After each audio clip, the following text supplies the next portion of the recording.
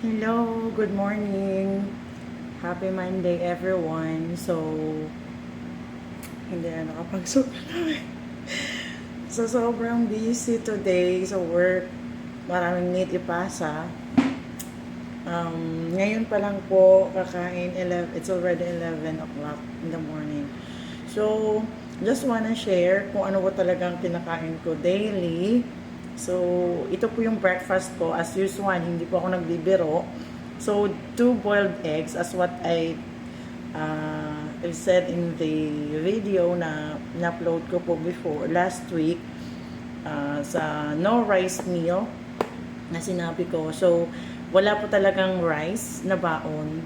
Ang meron po ako ngayon is 2 nilagang itlog and yung fried chicken. So, wala po kasing gulay, hindi nakapagluto. So, later, maybe in the afternoon, yung kain ko na pangalawa, later, mga 4 o'clock sa bahay. So, maybe, for sure, may gulay po yun. Kasi everyday talaga, nagugulay si nanay. Shout out kay nanay, yung masarap magluto. Okay? So, ayun po, kahit na sobrang busy, kailangan po natin kumain. Kaya, i-enjoy po natin yung aking food.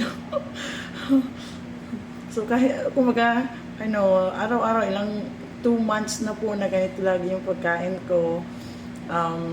Itlog, hindi nakakasawa. Pero, yung ulam po, iba-iba naman po yung ulam.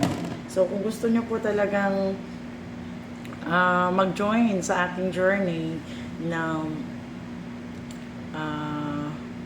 live I can't exactly say na healthy kasi nga nag-cheat din po ako.